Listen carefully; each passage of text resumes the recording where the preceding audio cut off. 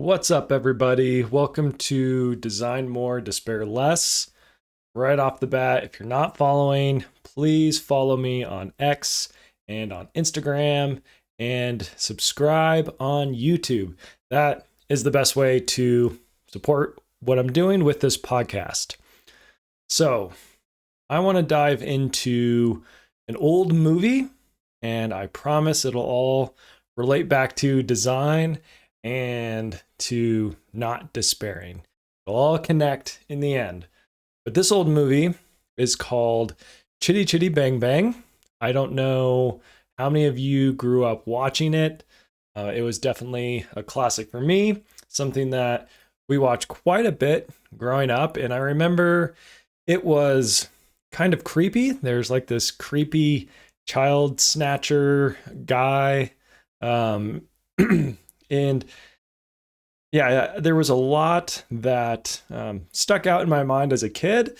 Also, obviously, there's Caractacus Potts, and he's this inventor, and he has all of these different mechanisms and gizmos, and he has this device that he designs and builds that cooks eggs for all of them, for his two kids and his dad, the kid's grandpa. And I remember as a kid that just being something that was really cool. It really stuck out to me. It was something that maybe planted some of the very early seeds of wanting to be an engineer and wanting to be a designer and someone who actually builds cool things, cool mechanisms. He also, at one point in a scene, has these like fireworks essentially strapped to his back and is trying to launch himself on skis off a jump. I don't know exactly what he was doing, but as a kid, that was something that was just awesome. Something I wanted to do. Me and my brothers all wanted to do it.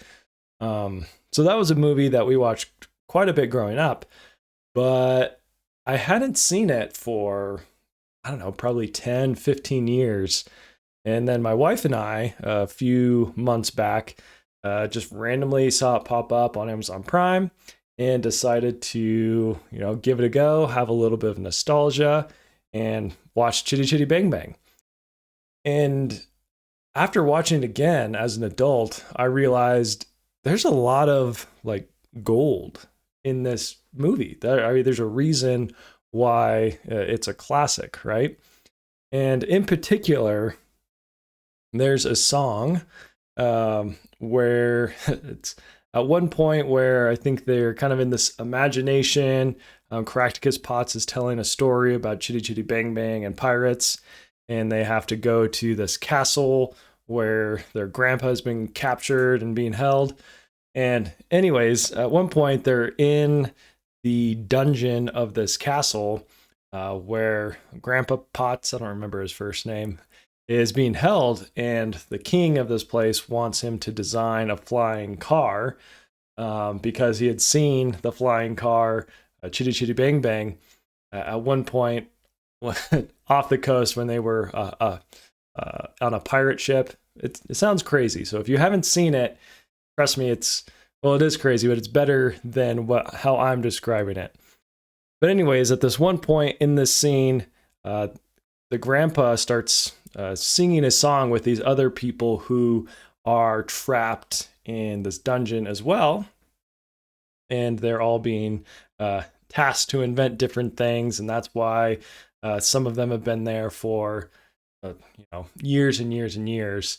But at one point, they break out in a song that I remember singing a lot as a child, but I didn't realize how actually pretty like wise and impactful and interesting and useful this song was.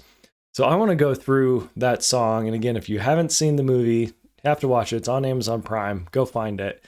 But I want to go through this song because it kind of turned into a little bit of a mantra. My wife and I talk about it. It's something that I want to turn into a little bit of a mantra just in my own design work, in my day job, just something as a reminder. So I'm going to pull up these lyrics and we will, here we go, take a look at some of the lyrics and just how I think you'll see right away how these are just pretty fun, but also there's a lot of wisdom kind of embedded in this song. So it starts off with, every bursted bubble has a glory. Each abysmal failure makes a point. Every glowing path that goes astray shows you how to find a better way. So every time you stumble, never grumble. Next time you'll bumble even less. And so aside from just being fun and rhyming and that's kind of sounding like a good poem, I think it's actually making a really good point here. Like every time something kind of goes wrong, there's actually something you can learn from it. Each abysmal failure makes a point, right? The 1,000 times Edison failed creating the light bulb, right? He figured out 1,000 ways not to design a light bulb. And if you fail, and this is something that, one of the key tenets I talk about a lot, that's like, you need to fail, but you need to fail intelligently. And part of this is failing intelligently is just being able to look at your failure for the wisdom that it has, for the wisdom that it can provide you, and understanding why you failed. So here, each abysmal failure makes a point. There's something you can learn from it. And each glowing path that goes astray shows you how to find a better way. So it's just reframing these times in our lives when we fail, when things don't go how we want, when designs don't work, when people aren't buying our products, right? You're testing out these different ideas, different prototypes, different products, and some of them don't work, they go astray, and you have to learn from that and try to find a better way. And so every time you stumble, never grumble, next time you'll bumble even less. So it's, again, this one's kind of referring to your attitude, right? Every time something goes wrong, you make a mistake. If you kind of get down in this mindset, start embracing that more despairing mindset, that's not going to be useful at all. That's not going to help you move forward, and that's not going to help you develop a product that will be successful. You have to keep your mindset right. And part of that is because the next time you try, you at least won't make that mistake again, right? If you learn from that, you're going to improve and you're going to get better.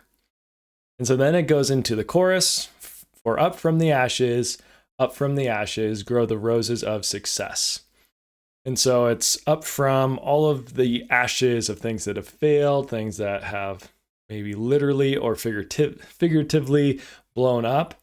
That is where success is made. And you hear this story all the time with people who have successful companies. It's very, very infrequent that someone with a successful company hasn't failed or hasn't had a few other failed companies before having that success. It's a very common story that people have tried a lot of different things. And if it isn't other failed companies, it's often a lot of failed products, right? You got to try different things. You have to take chances. You have to learn about the market. And sometimes you have to put something out there first to learn what the market wants, what the market actually doesn't have. Maybe things the market says it wants, or like you might get that through sending out questionnaires and trying to figure out what you think people are looking for. But people don't always know what they want. So they might say one thing and then you build it and try to sell it and it flops, right? Maybe they didn't actually know what they wanted, which is kind of the classic Steve Jobs, right? Like people don't know what they want until until we show them, until Apple shows them what they want. So I just love this line here, for up from the ashes, grow the roses of success. So that's grow the roses, grow the roses, grow the roses of success.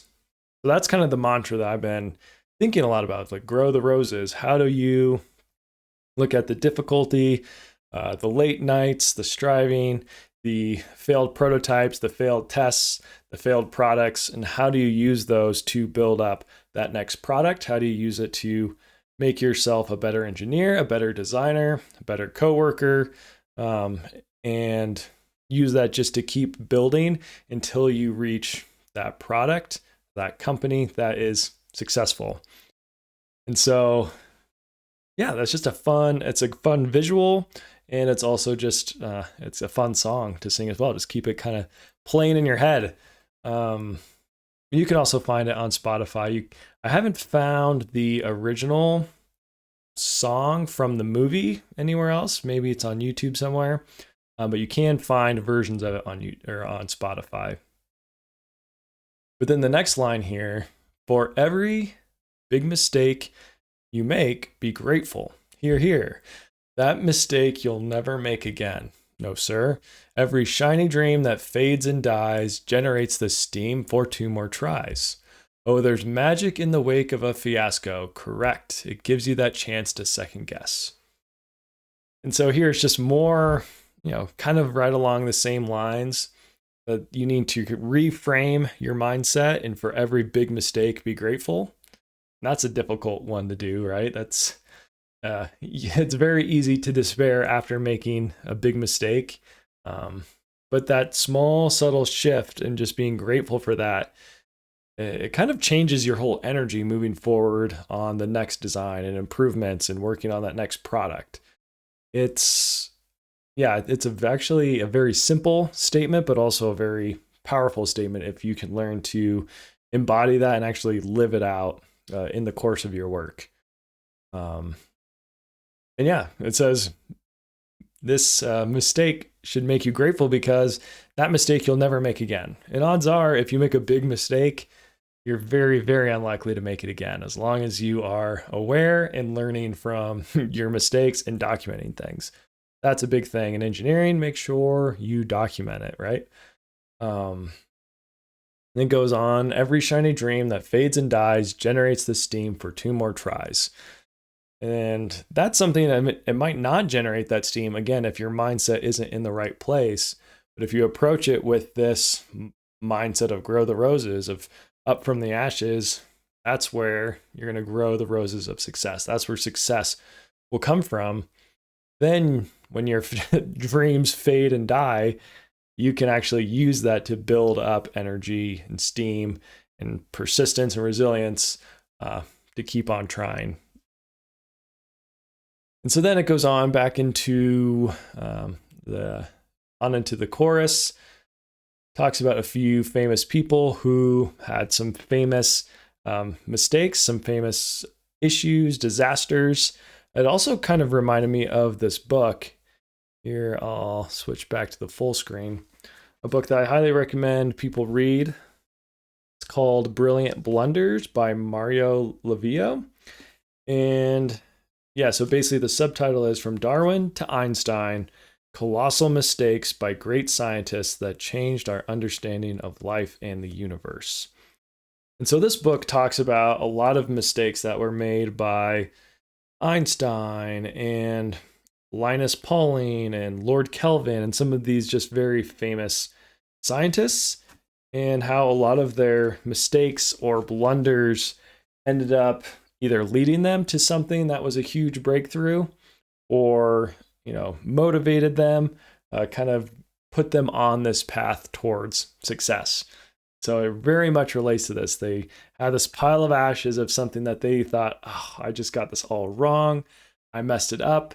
I don't know where this is going to lead. Is this going to be the end? Is this going to be a disaster? And it's from those ashes that then they, the rose has sprung up. And obviously they had successes that have shaped the history of science in the case of the people talked about in this book. And the same could be said for a lot of inventors, right? Obviously, if you look at SpaceX and just the amount of rockets that they've blown up, spaceships that they've blown up, there's a lot of ashes, a lot of very literal ashes for SpaceX. But that's actually part of their process, because they are learning something each time they launch it. And so even when it explodes and it looks like a huge failure, they learned one of the failure modes. That's something they can address and fix. And then for the next launch, they're not going to have that problem again. They might have other problems, but they're not going to have that problem again. And so I want to go back to just one more line in this song. It just keeps going. This one I really like. So when it gets distressing, it's a blessing. Onward and upward you must press. And so I think that's just something that is very encouraging, very much in line with the despair less, of just shifting this mindset of there's always going to be these moments in work, in life, where it's really easy to just get caught up in that mindset, that kind of, I don't know, this negative feedback, or yeah, these feedback loops that are just very negative. And you have to take very conscious and intentional steps and put in a lot of effort to avoid those mindsets. And that's just, I just again love how this song just in such a simple way points out these deep, very deep truths and things that are overall just very useful. And I think things that you see in a lot of the great designers and great inventors and people who, when they fail, it doesn't destroy them. They don't look at it as a disaster. They don't look at it as, them being lesser as people. It's an opportunity. It's something that they can learn from. It's something that they look at as a blessing, which is very difficult to do unless you put in the work. And honestly, you just have to practice it. It's like anything else. It's something you have to practice it. So onward and upward, you must press. This also reminds me a little bit of just my own kind of career trajectory. And it reminds me of an internship I had back in 2014.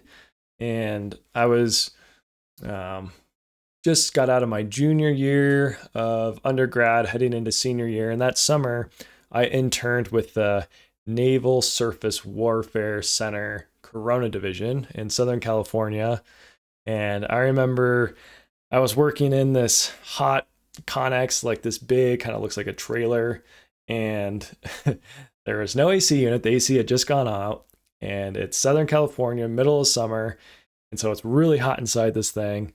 And of course, I'm also working on making these things called bulk metallic glass alloys, which involves cutting up a bunch of different kinds of metal, putting it into this little crucible, and then heating it up in an induction oven and creating alloys. So just heating up, lots of heat. And on top of that, I'm in this box out in the sun.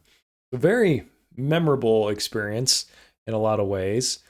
But I definitely wasn't, I came into the internship as someone who wasn't necessarily a super high level. I was engineering physics. I had an engineering background, a little bit, a lot of physics background.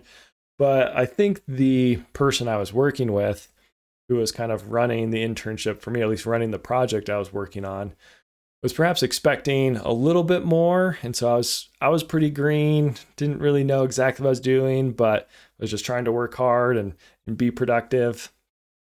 And I remember at the end of that internship, he had given feedback to my advisor. And I remember very distinctly him saying that I lacked the curiosity that was needed to do research. And so to me, that was something that was very impactful and felt like a huge failure. Like, oh man, he didn't say I'm stupid or terrible, but almost hit me harder in a way of I lacked the curiosity to do research. Because I always had looked at myself as someone who was curious about things, was always trying to learn new things. There was undergrad, and I was being exposed to a lot of new ideas and reading a lot of books. And so that hit pretty hard. And as I looked back at it, I think the takeaway from it was that it wasn't a disaster. It wasn't a mistake. It wasn't, this abject failure. But really what I'd learned is the type of research that he was doing was just something I was not very interested in. And I think he was expecting me to be very interested and put a lot of thought and effort into these ideas and the research he was doing. For one, I didn't have the education level at that point to really be able to contribute. And two, it just wasn't the type of research that I was interested in. And that ended up being really helpful in kind of shaping the trajectory of my career. And after my senior year, I applied to grad school.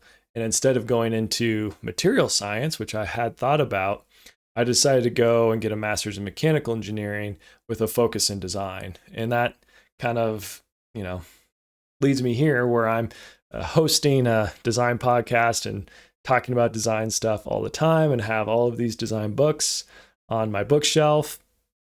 Some stuff I'm very curious about, but it's because it's things that I'm interested in, right?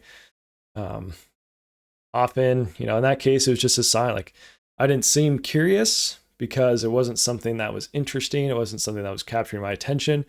And those are important little cues that I think we have in our life that we need to pay attention to. What excites you? What makes you angry? What kind of irks you a little bit? Sometimes these are the things where that's a sign. It's a signal that that's something you need to pay attention to. It's something that maybe you have a passion for. So that's just one example from my career where this song really just kind of hits home, where I could have looked at that internship as just a failure. I was working in this hot Connex and didn't really accomplish anything and just got told I wasn't curious and I wasn't good at what I was doing. But instead, I was like, okay, how do we reframe this? And obviously, this is easier looking backwards, now 10 years later. But how do you reframe it, and how do you learn something from it, and then use that to pivot a little bit and to shape the rest of your career to get into something that you're actually interested in, something that's actually fun, and something that gives you some passion and meaning and purpose. So, yeah, that's it. Grow the roses. Up from the ashes, grow the roses of success. So that's what I wanted to cover in this episode. That's kind of my mantra right now. It's something, I don't know, maybe I should put it on a t-shirt.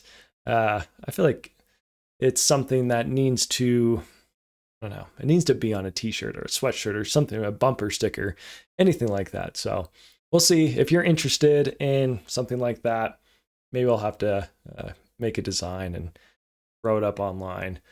Yeah, so that's it for this episode. That's kind of the message that I wanted to leave you with. As always, please subscribe if you found this interesting. Please share it with friends. Those are the best ways to help support the podcast. If you're listening on Apple Podcasts, if you could rate, and actually if you can rate it on Spotify as well, that's another great way just to help other people discover it. All right, that is where I will leave this. Have a great Tuesday, everybody. And as always, thank you so much for watching, and thank you so much for listening.